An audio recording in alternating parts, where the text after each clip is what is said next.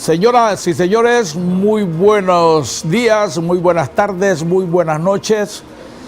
A nombre del equipo de RTV y su espacio Foro Punto de Vista, una visión transparente al acontecer nacional e internacional.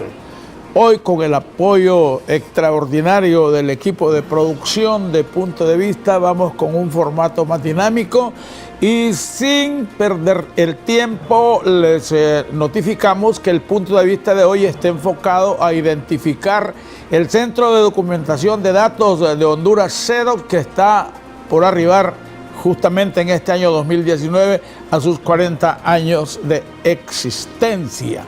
En ese orden de ideas vamos a escuchar a Telma Mejía, una destacada periodista que por 3 décadas justamente está participando de esta organización académica y literaria. El evento se realizó justamente en uno de los auditorios mega que hay en la Universidad Nacional Autónoma del Valle de Sula, y ante una presencia de unos 300 estudiantes, los expositores y representantes del CEDOC pues hicieron cualquier cantidad de enfoques y análisis a la situación que particularmente vive Honduras. Vamos entonces con la periodista licenciada en comunicaciones, Telma Mejía, para escuchar un poco más del CEDOC y del contenido de estas 2 obras que ya están a disposición de los amantes de la buena lectura. Gracias, don Olman. El honor es mío y el honor es, como usted bien dice, es un privilegio para mí como periodista compartir la autoría de estos 2 libros con personas muy prestigiadas, académicos muy reconocidos, ¿verdad? Interesados en la realidad del país, en la lectura del país. Y lo que hoy presentamos, digamos, en el foro que se hizo aquí en la Universidad de Valle de Sula, fue precisamente 2 libros que vienen a registrar un poco la historia, la memoria histórica de Honduras en la coyuntura actual que se está dando en la lucha contra la corrupción. Entonces estos libros abordan el tema de la corrupción, la inseguridad y la impunidad, ¿verdad? El primero de estos libros, ¿verdad?, que habla precisamente de cuáles podrían ser como los escenarios que podrían esperar al gobierno del 2018 al 2021, cómo se está manejando esta temática, y aborda este libro los primeros casos, digamos, judicializados de presunta corrupción presentados a los tribunales por la UFECIT del Ministerio Público y la MAXI. Entonces estos primeros casos nosotros les hemos llamado los sustos de las élites políticas, ¿verdad? Los sustos que les ha dado a las élites políticas estos casos, que son el caso de la red de diputados, ¿verdad? Que con eso, tras la denuncia que en ese entonces hizo el vocero de la MAXI, Jiménez Mayor, y luego su salida forzada del país, este caso empezó a inquietar las élites políticas hondureñas, que nunca creyeron que la lucha contra la corrupción, exacto, que los iba a alcanzar, o tocados, sí. Y luego, digamos, de este caso abordamos también el caso de la Caja Chica de la Dama, ¿verdad?, que actualmente está en juicio oral y público. La ex primera dama es la ex primera dama de un país, ¿verdad?, que es acusada de presuntos ilícitos y que es la primera vez que se lleva ante los tribunales el caso de alguien cercano al primer anillo del poder de lo que fue el presidente y el gobierno de turno en ese momento. Entonces hay muchos simbolismos, ¿verdad?, y por eso se les conoce como casos de alto impacto. Y luego aborda este caso también el otro que sí terminó, como dicen, de dar como la gripe a las élites, que es el caso Pandora, ¿verdad?, que implica a más diputados y que implica incluso a expresidenciables y a partidos políticos. Salen golpeados los partidos, al menos 5 partidos políticos de los 10 que tenemos en el país han sido por lo menos señalados o están salpicados por denuncias de presuntos ilícitos en los casos, en los tribunales que ha presentado la UFECIT y la MAXI.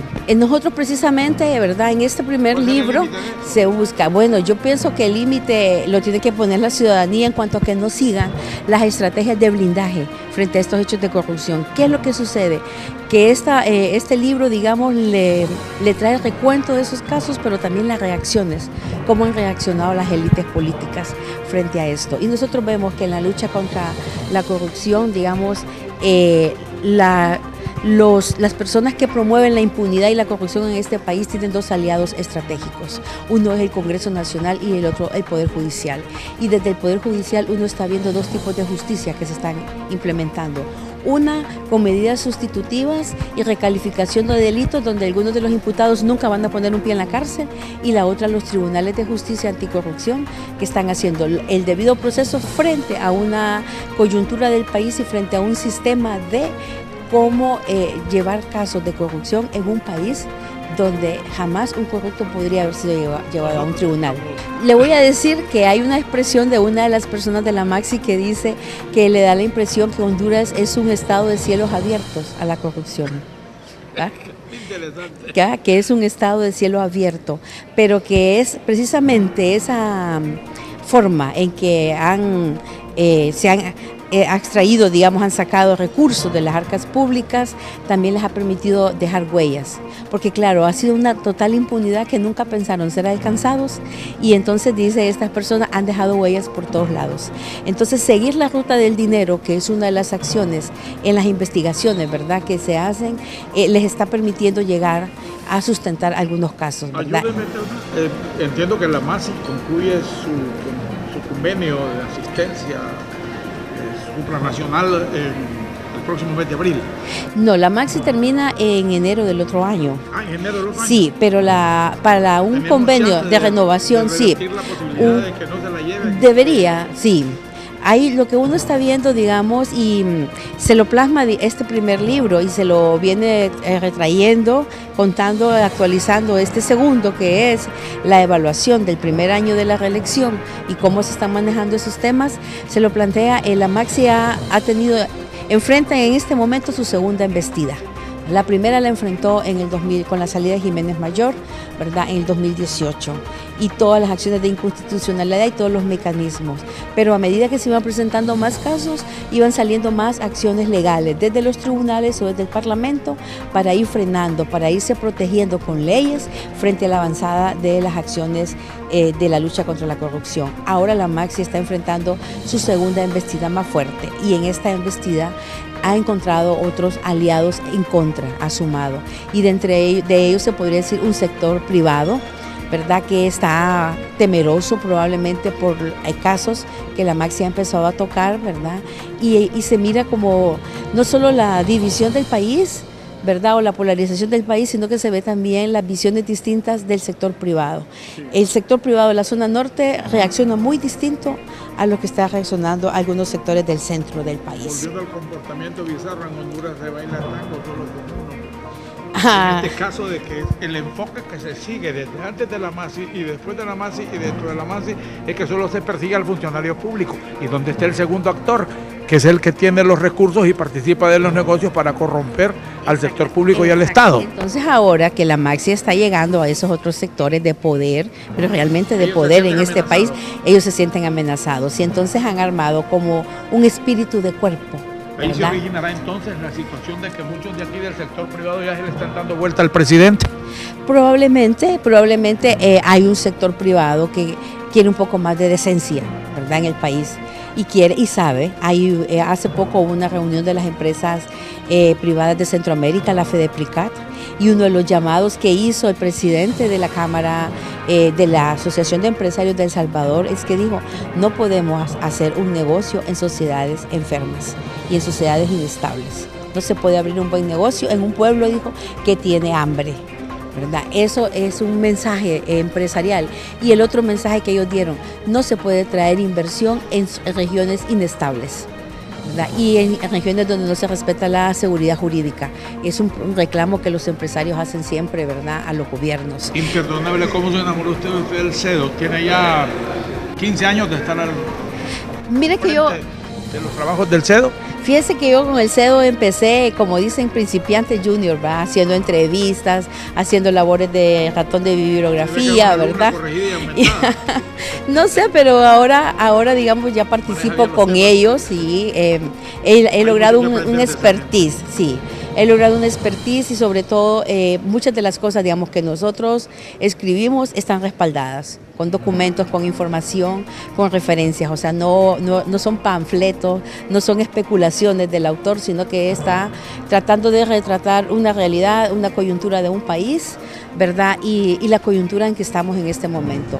O avanzamos en la lucha contra la corrupción o nos hundimos con la corrupción. Bueno, usted que no condiciona su desempeño profesional como periodista en un medio de comunicación en particular, no tiene reservas para expresar realmente lo que siente y lo que ve en cuanto al comportamiento de los medios de comunicación y los periodistas. ¿Qué es lo que le falta o qué es lo que le sobra conforme a su análisis? Mire, yo creo que los periodistas estamos como en el país en una coyuntura muy particular y los medios de comunicación o apoyamos o impulsamos para que en este país empecemos a desmontar las estructuras de impunidad y de corrupción que no son fáciles, que no va a ser en corto tiempo, pero que se empiecen a dar pasos sólidos, ¿verdad?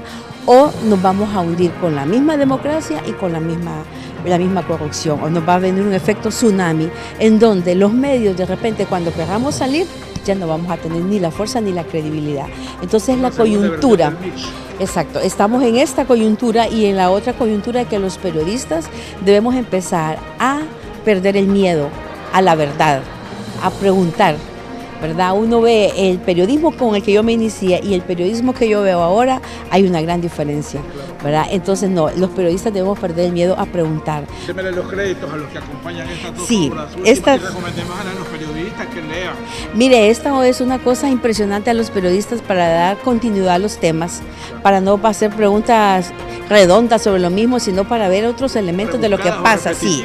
Y acá tiene, digamos, los coautores, ¿verdad?, que nos acompañan en este libro, Leticia Salomón, quizá una de las mejores investigadoras académicas de América Latina, la más reconocida internacionalmente, la hondureña más reconocida internacionalmente como académica, ¿verdad?, en el género de mujer.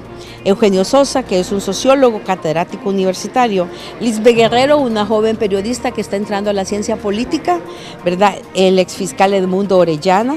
Mirna Flores, una socióloga reconocida con un doctorado en seguridad, y bueno, su servidora Telma Mejía, periodista, que hago investigación y humildemente y con mucho orgullo ejerzo el periodismo diariamente.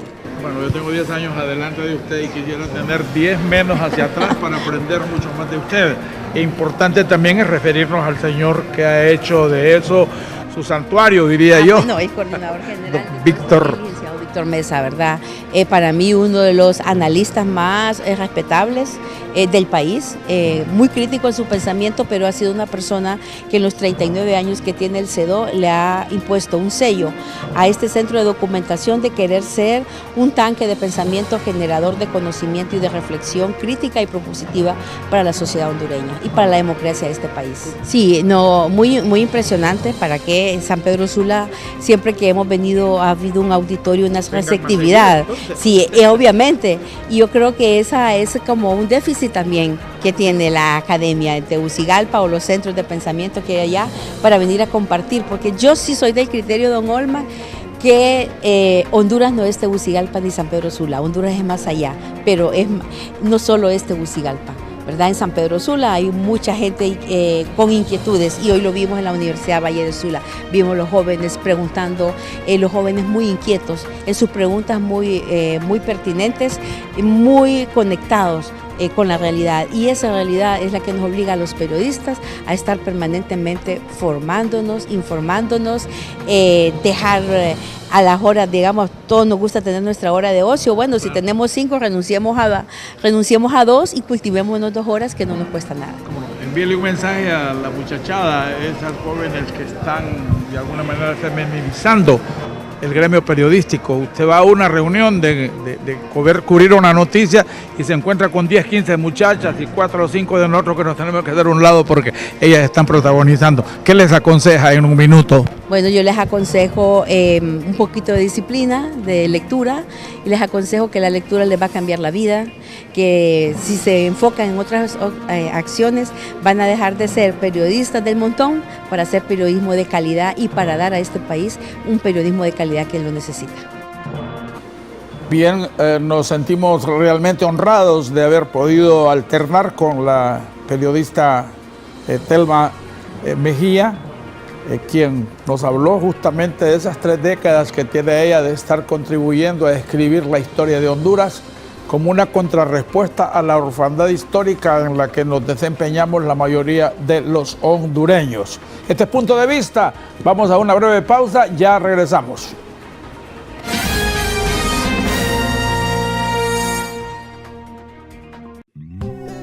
El zancudo Aedes aegypti es un enemigo peligroso al que juntos debemos derrotar, porque es quien transmite el Zika, el dengue y chikungunya. Se debe chapear los solares baldíos, eliminar las llantas viejas, pailas y barriles que acumulen agua, limpiar el agua de los floreros, eliminar la acumulación de basura. Toma estos consejos y ponlos en práctica. Recuerda, para el dengue, chikungunya y el Zika derrotar, los criaderos del zancudo debemos eliminar. Gobierno de la República. Para dedicarte a lo que te gusta, te viene bien la actitud USEM, que te dice, vas a conseguirlo. Es más de lo voy a intentar y a intentar, hasta que lo logres. Con la actitud correcta es más fácil conseguir algo, porque depende de vos, porque te esfuerzas y te esfuerzas, y así es más fácil que las cosas pasen. Decidí con actitud estudiar la carrera que te puede cambiar tu futuro éxito. Comienza con un mensaje. Escribinos a info@usem.net. Matrícula abierta.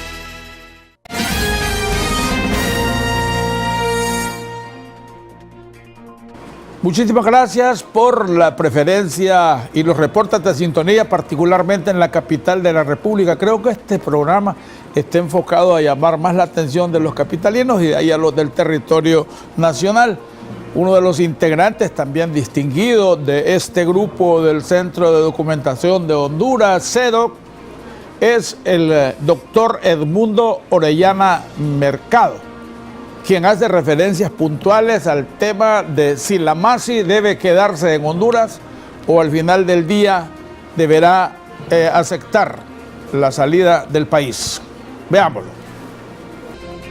La MASI en Honduras, conforme lo que se está moviendo en distintos sectores de la sociedad con poder de decisión, tiene los días contados. Todos los esfuerzos que se están haciendo desde los más altos niveles de poder y el lobby que se está haciendo en Washington va en una sola dirección: o que desaparezca la MASI o que al renovarse su convenio se disminuyan los posibles poderes o facultades que tenga la MASI en relación con el apoyo al Ministerio Público y al Poder Judicial. Juega un doble discurso Estados Unidos como en muchas ocasiones en función de esos intereses y que realmente no nos está dando todo el respaldo para que le hagamos frente al monstruo de la corrupción. Definitivamente. Mire, Estados Unidos tiene 3 centros de poder importantes visibles hacia el exterior. Uno es el Departamento de Estado, el otro el Pentágono y el otro el Congreso. Si el Poder Legislativo, en el Senado o en la Cámara de Representantes, existe una posición, siempre será diferente a la del Departamento de Estado o la del Pentágono. Y en este caso es evidente que hay 3 posiciones diferentes.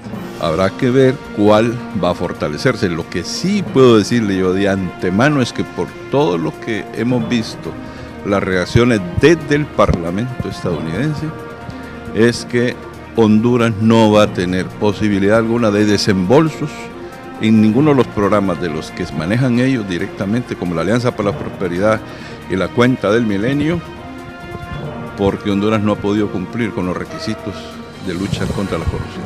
Y esto está cuesta arriba porque están hablando ellos de unificar situaciones financieras como la de la Empresa Nacional de Energía Eléctrica, que se ha revelado que en cuestiones de conducción de energía desde donde se produce hacia las receptoras se están perdiendo 10.000 millones de lempiras en energía mensual, o sea, más de 1.200 millones en función de que si habláramos de un año. No, 10.000 millones, estaríamos hablando de cuánto en los 12 meses. Pero esas cantidades multimillonarias también habrá que considerar otra cosa, que la ENE en el desastre financiero y administrativo que tiene es incapaz de establecer contablemente cuánto le debe a cada una de ellas en función del suministro que da de energía eléctrica. porque eso ha sido incapaz la ENE siempre de poderlo establecer. Así es que estamos ante una pérdida de energía eléctrica por las deficiencias de la conducción, pero además porque no saben si las empresas efectivamente están dando los suministros que dicen estar dando.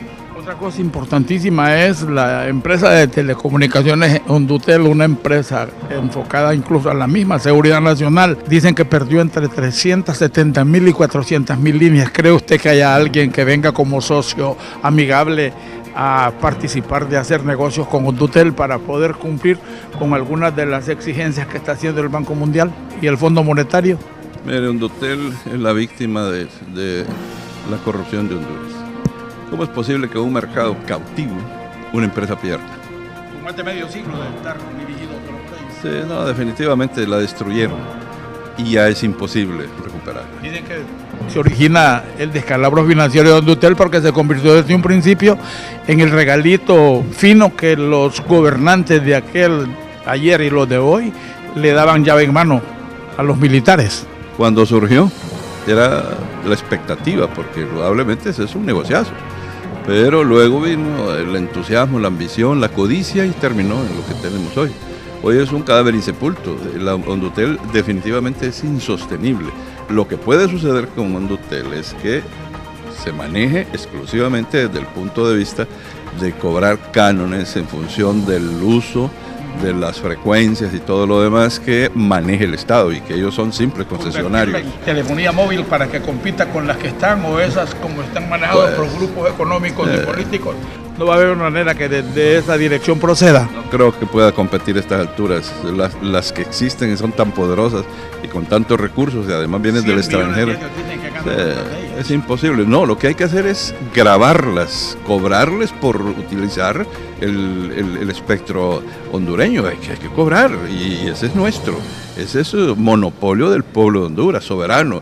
Entonces lo que hay que hacer es grabarlas en función de esas utilidades. Son utilidades, como dice usted, de decenas, de centenas de millones. Entonces hay que grabarlas para que Honduras pueda por ahí tener recursos suficientes.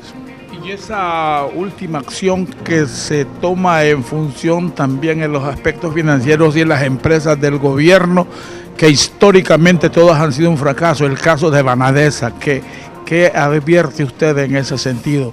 ¿Se está pretendiendo una mega condonación para favorecer a grupos políticos que de algún momento van a tener que comenzar a invertir nuevamente en una campaña? Sí, Banadesa es otro desastre, que mire, ese es un crimen que cometieron, con todas las entidades, pero particularmente con Banadesa. ¿Sabe por qué? Porque Banadesa nace como Banafón, es decir, el Banco Nacional de Fomento, era la fuente de financiamiento para todas las actividades agroindustriales, industriales, etcétera, en general. Después se convirtió en un banco agrícola, pero ni eso pudo. Lo agropecuario lo dejó de lado, se dedicaron a esquilmarla, a explotarla, a sacar condonaciones de ahí. El MIS fue una buena excusa.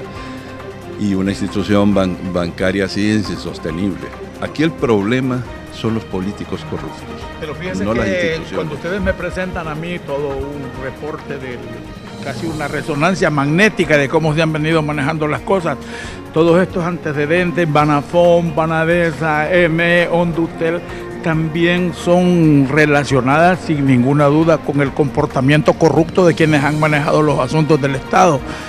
Y el seguimiento que se le da es de un tiempo hacia acá, pero hacia atrás yo no conozco ningún funcionario, por lo menos que sepa, de que por alguna acción deliberada de fracasar una empresa por mala administración o por incompetencia o por incumplimiento de los deberes del funcionario haya tenido que ir a rendir cuentas. Tiene razón. Y es por la debilidad de las instituciones, una de preventivas contraloras o represivas contraloras o del Ministerio Público, que al final de cuentas lo que se revela es que aquí lo que existe es una gran red de corrupción en donde participan todos los políticos que pueden involucrarse en ella, no importa qué partido sea. Al final de cuentas, Hondutel y Banadesa han pasado por periodos de diferentes gobiernos de partidos políticos diferentes. De manera que no es extraño que nosotros nos encontremos en las situaciones que estamos, porque los políticos son los responsables del desastre y ellos son los que han conducido el país. Usted recientemente, le leo con alguna frecuencia sus artículos y me dejó un tanto inquieto el conocer más de lo que usted está presumiendo o suponiendo se nos viene cuando el debate sobre la salida del gobernante, como se estuvo proponiendo hasta hace poco, que ya no es parte de la agenda de la oposición, ahora hay que establecer realmente si el reeleccionismo prevalece o no prevalece, de por vida o por una vez o por 4 o 5 veces. ¿Está usted advirtiendo de que el gobernante tiene la posibilidad, por las debilidades de la oposición, de volverse a lanzar, haciendo acuerdos justamente con los que están en la oposición, que aspiran a volverse a lanzar, y siendo esa la única forma de hacerlo, pues de alguna manera no tendría oposición el actual gobernante para volverse a proponer en un tercer periodo? El terreno es fértil, todo está dado para que él pueda tener un capricho más, otro proyecto inconstitucional de reelección. Y eso se debe al campo abonado que le ha dejado la oposición. Oposición que, como usted ve, está dividida, se pasan insultando mutuamente los dirigentes entre sí y no buscan fortalecerse al interior ni tampoco entre los partidos para buscar construir una plataforma que pueda oponerse. Aquí lo único que puede atisbarse en el escenario político es que sí, efectivamente, hay fracturas en la estructura del Partido Nacional. Hay, evidentemente, debilidades supremas dentro del Partido Nacional. Usted ha visto al expresidente Lobo, que anda en campaña decidida en oposición a una candidatura reeleccionista. Y hay otros que también andan en lo mismo y líderes importantes. Porque Pepe, no por ser expresidente, ha dejado de ser un líder. Claro, sus amigos. Él es un hombre de un talento excepcional. Recuerde que él se formó en la Unión Soviética. Él fue partidario del Partido Comunista y fue presidente del partido y presidente de la República por el partido de derecha, el conservador. Eso no lo hace alguien que no tenga talento, tiene que ser excepcional. Y ese es Pepe Lobo. La realización de un cumpleaños donde aparecieron graníticamente unidos los que podrían ser los aspirantes que buscaran. Para mí, para mi gusto, el momento no es el adecuado de andar buscando cuando ni siquiera hemos llegado a la primera parte de encontrar las reformas electorales que nos permitan realmente adecentar y transparentar el proceso. Con esa ley electoral anterior, aunque tengamos otro Consejo Supremo Electoral, un Consejo Judicial, no sé, para encarcelar o hacernos qué cosas con los que fallen, no creo que se pueda resolver el problema. El tema es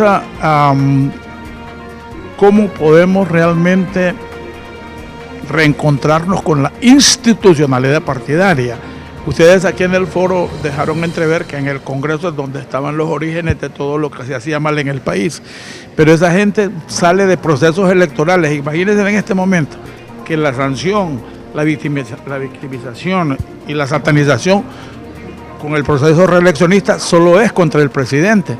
Y el universo de toda la planilla no tiene nada que ver con lo que ocurrió y ahí nos están representando en el Congreso. ¿Cómo realmente reencontrar la institucionalidad partidaria en función de que eso sea realmente el comienzo real de que la clase política quiere cambiar de actitud? Es que usted tiene absoluta razón. No se trata de una persona, se trata de una institucionalidad que se ha mantenido fortalecida sobre la base del saqueo sistemático del erario nacional. Entonces yo creo que aquí el problema consiste en que busquemos la manera de cómo reconstruir el país, que tengamos nuevos liderazgos, que la juventud de hoy, esa generación de muchachos y muchachas que están muy bien formados. Estamos frente a un desplome absoluto de la institucionalidad política, la institucionalidad judicial, la institucionalidad militar. Todas las instituciones están desplomadas en este momento. Hasta las iglesias, hasta las iglesias. Mire usted la lucha interna que se está haciendo entre los protestantes para formar un partido y querer mandar un presidente porque quieren que ellos no son la salvación, y hemos escuchado ya voces al interior de los evangélicos, sí, evangélicos ya diciendo que no están de acuerdo con eso. pero igualmente lo estamos oyendo en el Partido Nacional, en el Partido Liberal, en Libre, lo estamos viendo en todas partes, en la Iglesia Católica. Entonces, aquí hay un desplome, como usted dice, total, un colapso. Ahora, ¿hasta dónde va a llegar ese colapso? Eso es lo que no sabemos, pero lo que sí sé yo, que la respuesta no está en esa vieja dirigencia, la respuesta está en esa nueva generación de jóvenes, mujeres y hombres. 700.000 se integran al nuevo proceso electoral. Más los que ya se integraron, que son muy bien formados, son universitarios, que tienen incluso... 50% creo de la masa electoral. Sí, pequeños empresarios, medianos empresarios. Hoy conocí uno ahí en el evento donde me dice que es un pequeño empresario, que tengo esto, tengo lo otro, incluso tiene una hacienda allá con ganado, lechero y todo. Me dice, yo estoy dispuesto a participar y en eso me voy a dedicar, pero dice, de previo voy a terminar mi carrera de Derecho. El presidente ha hecho una cruzada casi en los 298 municipios, en los 18 departamentos, procurando ahora, por primera vez, conseguir el respaldo de los alcaldes para que justifiquen que él necesita más recursos para reforzar la seguridad municipal. ¿Cree usted que se justifica que el presidente esté en esa cruzada? Y si usted fuese congresista, a la hora que llegue ese documento por allí, cuando hace 2 meses se aprobó el presupuesto anterior, que era para la vigencia del 2019, ¿qué actitud asumiría? Bueno, eso lo que le pone en evidencia es que no hay planificación. En segundo lugar, que los alcaldes no pueden caer en esa trampa, porque ellos saben que la seguridad no radica en la fuerza ni las armas. Y le voy a dar ejemplos. Por ejemplo, el municipio de Comayagua. El municipio de Comayagua es un municipio seguro, no puede andar en la noche ahí. Cualquiera que va a visitar esas estructuras coloniales en la noche se da cuenta que hay seguridad. ¿Y por qué hay seguridad? Porque hay trabajo, porque hay producción. Eso es lo importante, que promovamos el trabajo, promovamos la inversión, promovamos la producción. Si no hacemos eso y no damos educación y salud, lo que vamos a tener es más violencia. De manera que esté equivocado el gobernante, no es por la vía de más armas, no es la vía de más armas, ni más policías, ni más militares. Es más educación, más salud, más seguridad jurídica y más incorporación de la juventud en los procesos productivos. Bien, señoras y señores, con este nuevo formato que estamos tratando de introducir en Punto de Vista, con presencia de varios invitados simultáneamente, no nos cambien, vamos a una breve pausa y ya regresamos.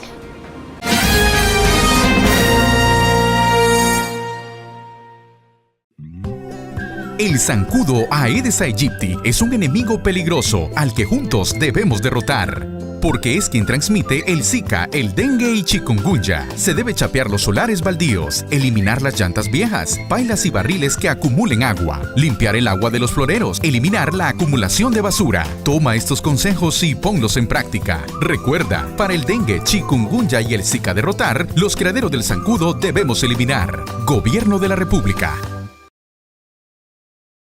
Para dedicarte a lo que te gusta, te viene bien la actitud USEM, que te dice, vas a conseguirlo. Es más de lo voy a intentar y a intentar, hasta que lo logres. Con la actitud correcta es más fácil conseguir algo, porque depende de vos, porque te esfuerzas y te esfuerzas, y así es más fácil que las cosas pasen. Decidí con actitud estudiar la carrera que te puede cambiar tu futuro éxito. Comienza con un mensaje. Escribinos a info@usem.net. Matrícula abierta.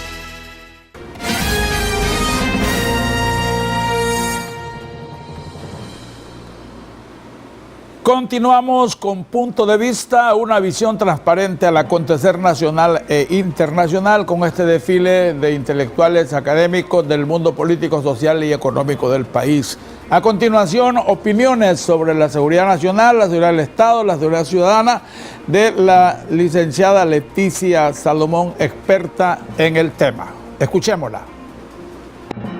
Está de moda el tema que a usted le apasiona, que es la seguridad ciudadana y de los bienes. Incluso en este momento se está realizando cualquier cantidad de movilizaciones de parte del Ejecutivo, del mismo presidente, el abogado Juan Orlando Hernández, hacia los 298 municipios del país con propósito de asociar a los alcaldes y que ellos también lo respalden para generar más presupuesto después del que ya se le aprobó y fue reciente en los últimos 2 meses del año anterior, creo que ese presupuesto vigente para el 2019 se aprobó. ¿Cree usted que realmente se justifica el invertir más en seguridad, o usted tiene algunos análisis a fondo y a profundidad en relación a lo que realmente se debe hacer en Honduras para reducir los altísimos índices de inseguridad y sobre todo de violencia que está viviendo la sociedad desde hace un buen tiempo?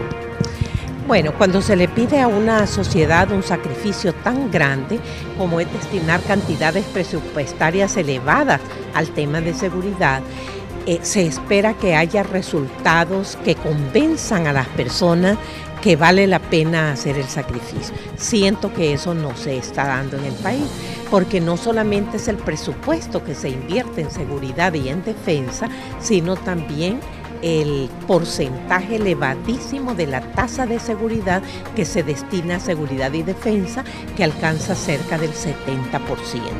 Las cantidades destinadas a esos temas sobrepasan todo lo que se ha hecho en la historia de nuestro país, y específicamente nos obliga a nosotros a pensar si esa es la vía correcta, sobre todo si eso es lo que se espera que haga el gobierno para producir los resultados que la ciudadanía espera. Y los resultados de eso es sentirse seguro, no volver a sentir miedo, y peor, de la cantidad de homicidios tan alta que tenemos en el país. Bueno, desde el retorno al orden constitucional allá por el 82 hacia arriba del siglo pasado, se retornó al orden constitucional. Y yo no sé si usted podría repasar si dentro de alguno de los gobiernos, hasta llegar a este de Juan Orlando, que se reelige y está en el segundo periodo reelecto, y además con un año y fracción, ¿observa usted que otros gobernantes le prestaron atención o de alguna manera le da algún beneficio o algún valor a la situación como la que el abogado Juan Orlando Hernández ha manejado el tema de la seguridad de los bienes y de las personas? Bueno, observe toda la situación terrible que vivió nuestro país en los años 80, que significó un impacto económico, social bastante grande para las familias que se vieron afectadas con la crisis económica de la época. Surgió y comenzó a desarrollarse la proliferación de la delincuencia menor, es decir, aquellas personas que salían a las calles precisamente a hacer robos pequeños para poder sobrevivir. Ese fue un fenómeno que se vio de forma creciente en nuestro país en las siguientes décadas. Ese fue un fenómeno duro, difícil, pero es indudable que un tema vino a complicar la situación, que es el tema del narcotráfico y el tema de las pandillas. Estos temas volvieron más compleja la situación de la seguridad e hizo que el país comenzara a verse acosado por una serie de amenazas que antes no existían, y eso significó invertir muchos esfuerzos. Y distintos gobiernos, y específicamente yo me atrevería a decir que desde el gobierno de Ricardo Maduro se empezó a utilizar militares para combatir la inseguridad. Cero tolerancia. Exactamente, que implicaba también tener militares en los autobuses para que la gente se sintiera segura y evitaran ser asaltados. Ese tema, digamos, que fue... No, en lo absoluto, eran militares que aparecían con sus bayonetas en las puertas de los autobuses, supuestamente para producir el efecto de disuasión que es propio de los militares, y hacer entonces que los delincuentes se la pensaran 2 veces antes de subirse a ese autobús, lo que significó un desplazamiento de la delincuencia hacia otros buses, hacia otras rutas de buses y de repente hacia otras ciudades.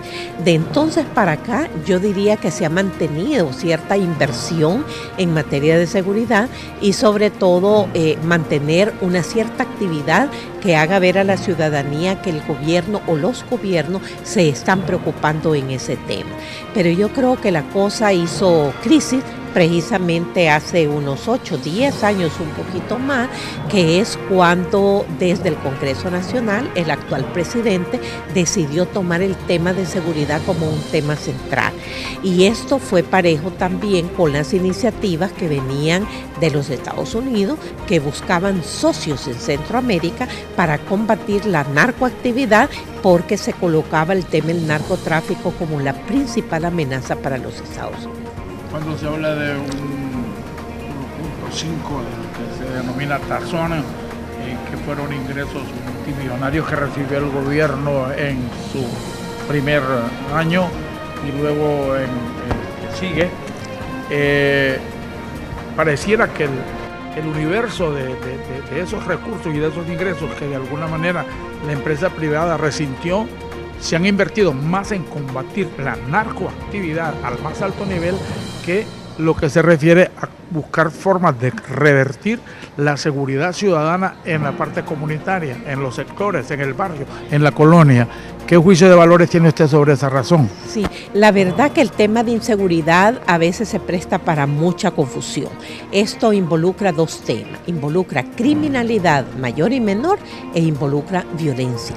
El gobierno se concentró en combatir la violencia, o sea, reducir el número de homicidios y paralelo a ello el combate al narcotráfico.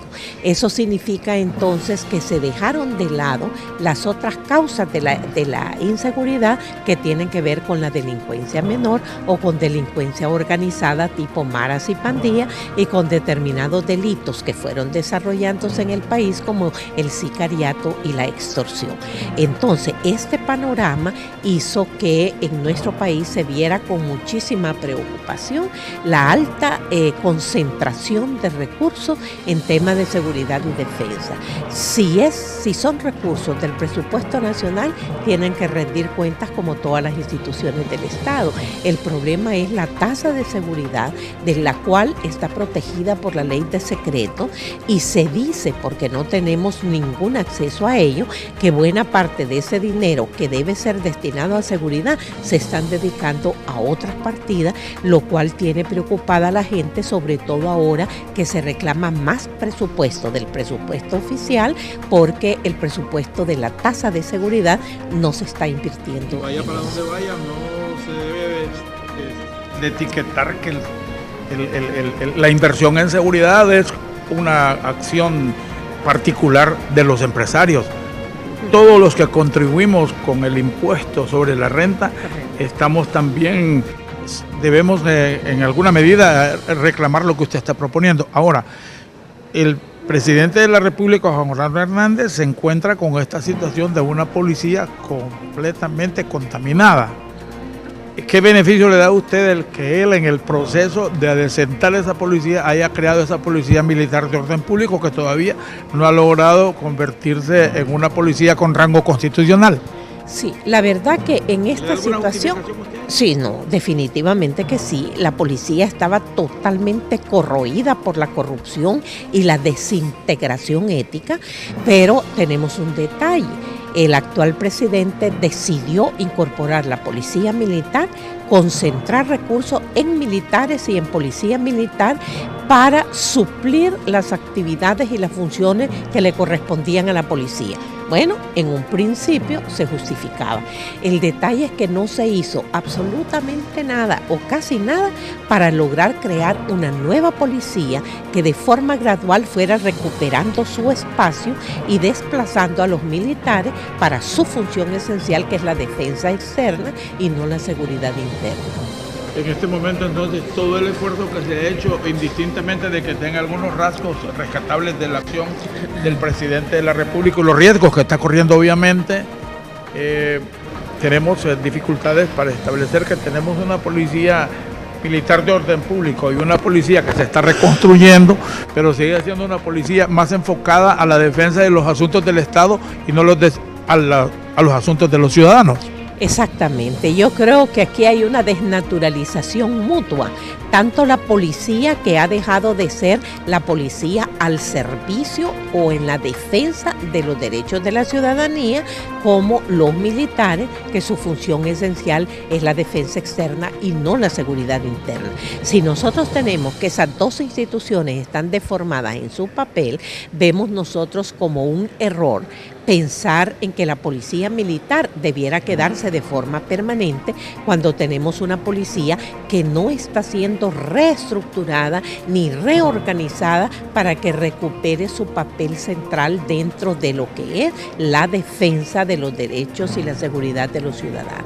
¿Beneficia a un gobernante el enviar mensajes inequívocos de que tiene el control de las Fuerzas Armadas y que son obedientes absolutamente a él, aun cuando en recientes épocas también se dieron situaciones en las que el gobernante quiso imponer jefes y al final del día lo que generó fueron distorsiones al interior de las Fuerzas Armadas.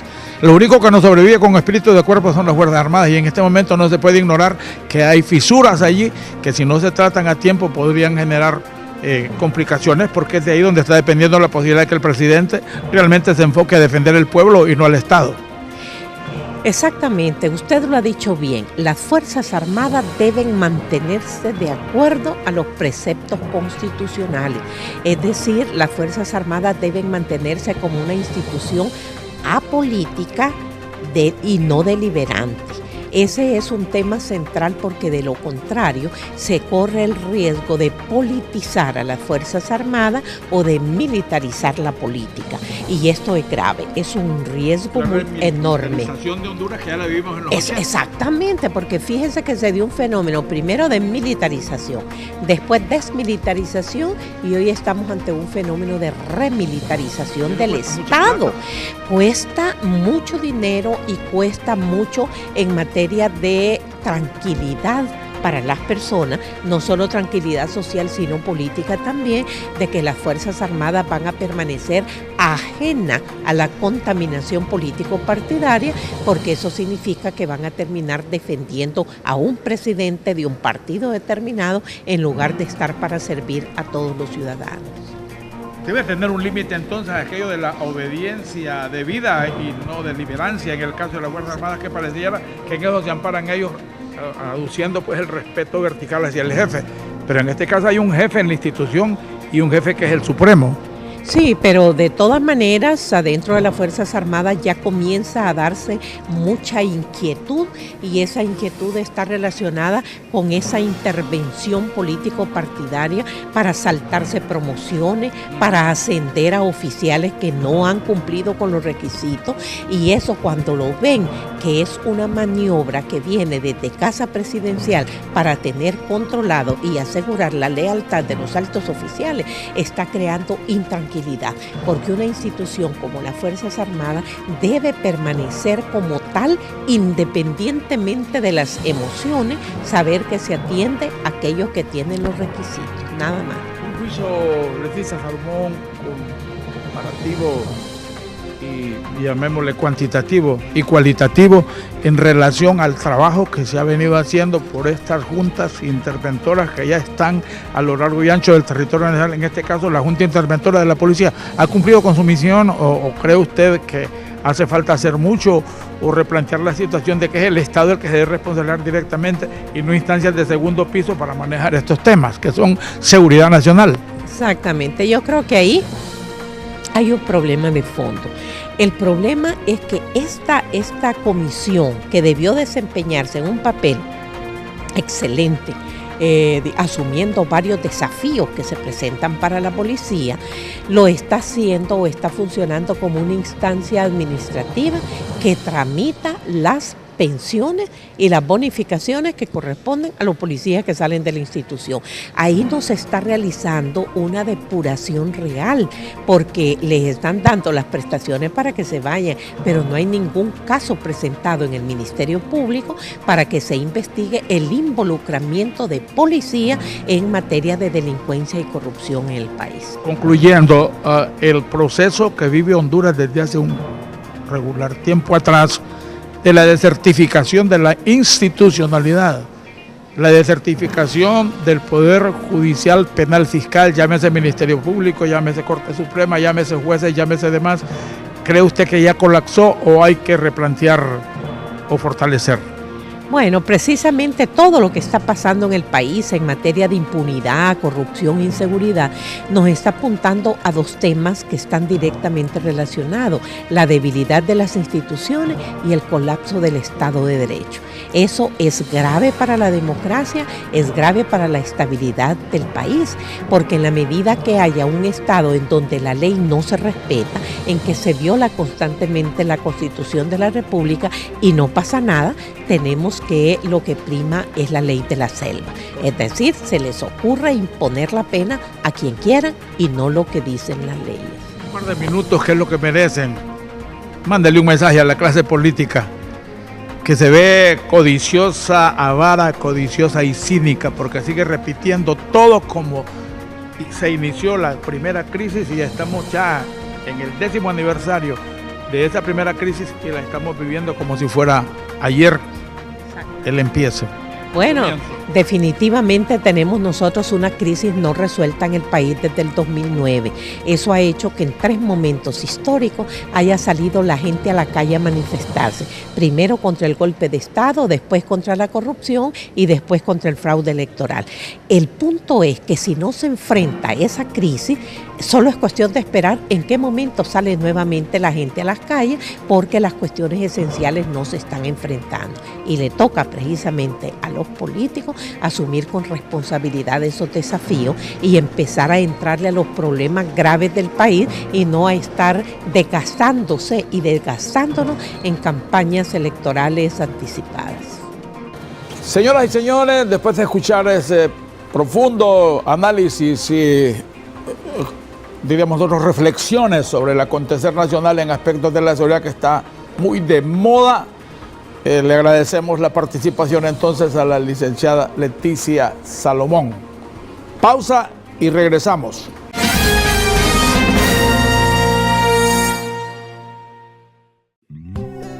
El zancudo Aedes aegypti es un enemigo peligroso al que juntos debemos derrotar. Porque es quien transmite el Zika, el dengue y chikungunya. Se debe chapear los solares baldíos, eliminar las llantas viejas, pailas y barriles que acumulen agua, limpiar el agua de los floreros, eliminar la acumulación de basura. Toma estos consejos y ponlos en práctica. Recuerda, para el dengue, chikungunya y el Zika derrotar, los criaderos del zancudo debemos eliminar. Gobierno de la República. Para dedicarte a lo que te gusta, te viene bien la actitud USEM, que te dice, vas a conseguirlo. Es más de lo voy a intentar, intentar y a intentar, hasta que lo logres. Con la actitud correcta es más fácil conseguir algo, porque depende de vos, porque te esfuerzas y te esfuerzas, y así es más fácil que las cosas pasen. Decidí con actitud estudiar la carrera que te puede cambiar tu futuro éxito. Comienza con un mensaje. Escribinos a info@usem.net. Matrícula abierta.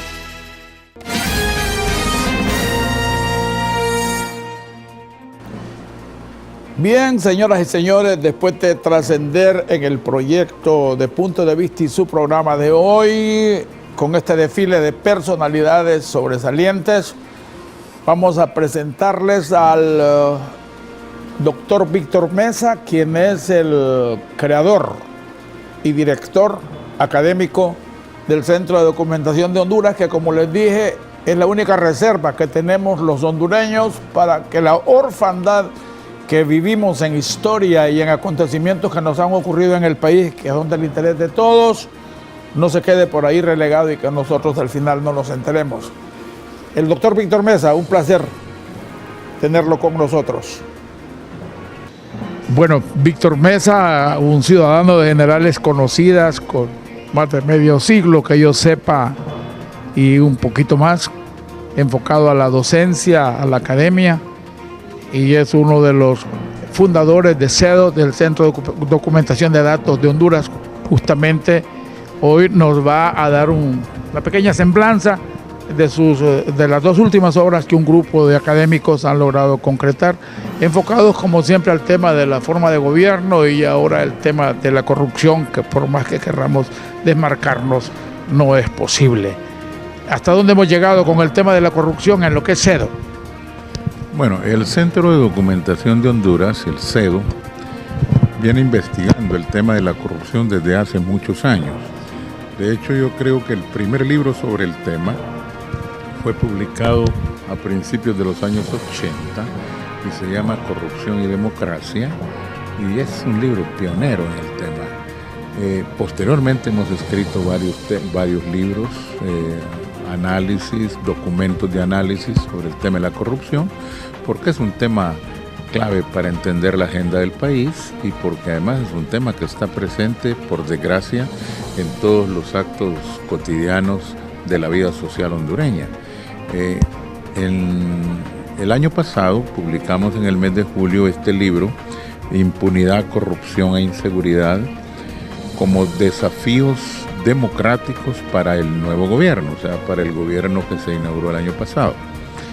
Y esta vez acabamos de publicar el complemento de este libro que se llama A un año de gobierno, manejo, percepción e impacto de la impunidad, la corrupción y la inseguridad en Honduras.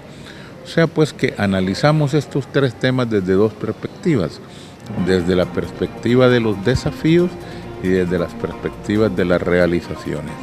Entonces este libro analiza lo que se ha hecho o lo que no se ha hecho, lo que se ha dejado de hacer en torno a estos tres asuntos clave de nuestra vida nacional. Bueno, yo no sé si estaría excediéndome en los méritos, no, como periodista de 4 décadas no recuerdo haberle inventado méritos a nadie, pero en este caso quisiera yo argumentar del CEDOT que de no existir la orfandad en el acontecimiento y los hechos históricos de Honduras sería absoluta, porque el problema de Honduras es que padecemos de una pandemia y esa pandemia para mí se llama orfandad histórica. Y ya ustedes cumpliendo 4 décadas de estar dejando un legado extraordinario en la parte académica y literaria, es algo que vale la pena comenzar a reconocer. Sí, Olman, fíjate que a lo largo de estos 39 años que vamos a cumplir en diciembre, el CEDO ha publicado por lo menos unos 115 libros sobre la realidad hondureña. Esos libros han abordado temas tan distintos y a la vez tan coherentes en su contenido, como la corrupción, las relaciones civiles militares, la reforma policial, la seguridad, la gobernabilidad, la conflictividad social, o sea, todos estos temas, por supuesto, el rol de los militares, por ejemplo, las diferencias entre seguridad y defensa, o sea, son los temas que nos han preocupado en términos de poder educar hasta cierto punto, no quiero lucir muy pretencioso, pero hasta cierto punto, educar a la ciudadanía para que tenga un arsenal de conceptos más definidos, científicamente elaborados, y eso le permite entender mejor lo que está pasando en el país. Porque a veces en el país somos víctimas de lo que se llama el pensamiento ilusorio, de confundir nuestros sueños con la realidad y creer, sobre todo cuando se está en las alturas del gobierno, creer que el país es como nosotros quisiéramos que fuera y no como es en realidad. Ese pensamiento ilusorio distorsiona la percepción sobre la realidad y confunde la valoración ciudadana de los hechos. Nosotros tratamos de proporcionarle a la gente, a los lectores, a quienes asisten a nuestros cursos, porque también damos cursos de capacitación, tratamos de proporcionarles herramientas, mecanismos, conocimiento suficiente para entender mejor lo que sucede en Honduras. Es importante repasar un poquito lo que ha representado la llegada de una masia a Honduras que les ha enriquecido la parte de ilustrar y relatar los acontecimientos. Podríamos en este momento un juicio cuantitativo y valorativo de lo que la masia ha significado en este proceso de reencontrarnos con la bestia de la corrupción y realmente por lo menos aguijonearla. De otra manera yo no veo por dónde. Sí, la MASI es lo que fue posible conseguir. Es decir, la demanda ciudadana iba más allá de la MASI.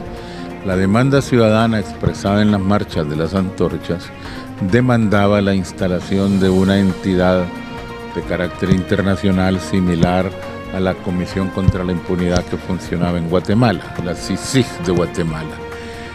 Pero no fue posible conseguir eso, que era hasta cierto punto una utopía en ese momento. En cambio se consiguió una comisión de lucha contra la corrupción y la impunidad con funciones un tanto más limitadas, con facultades menos eficientes, menos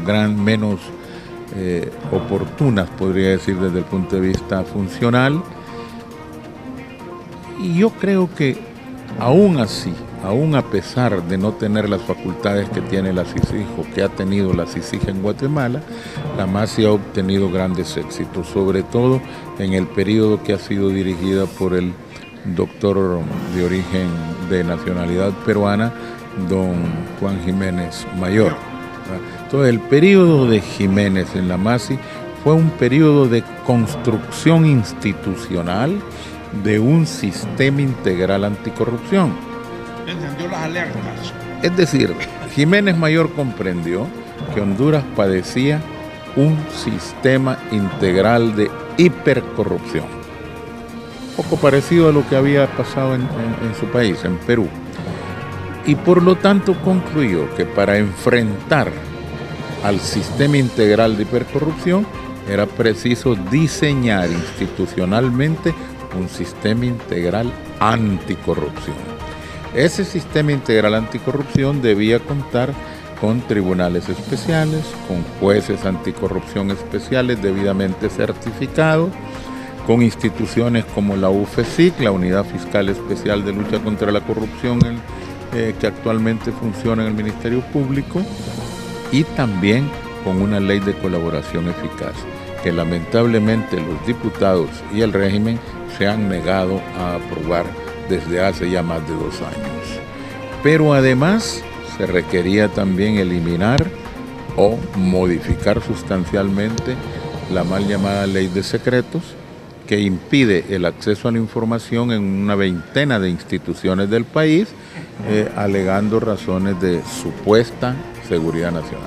¿Cuántos años debió mantenerse la MASI, por ejemplo, allá en Guatemala, para dar al traste con la salida de un gobernante como Otto Pérez Molina? Bueno, más de 8 o 10 años para lograr eso, es decir, a pesar de que tenía facultades superiores a las que tiene la MASI en Honduras. Pero aquí funciona muy bien la voluntad, la decisión de los jefes de llevar adelante sus proyectos anticorrupción, y en Guatemala eso ha sido exitoso. Y hay un elemento clave: se debe contar con un aliado importante dentro del país, que en este caso sería el Ministerio Público. El Ministerio Público de Guatemala ha logrado estar a la altura de las demandas de la CICIG y por lo tanto se ha convertido en un interlocutor válido y en un socio clave de la CICIG. El Ministerio Público nuestro, me duele decirlo, pero no ha estado a la altura de las demandas de la MASI, sobre todo la MASI del periodo Jiménez.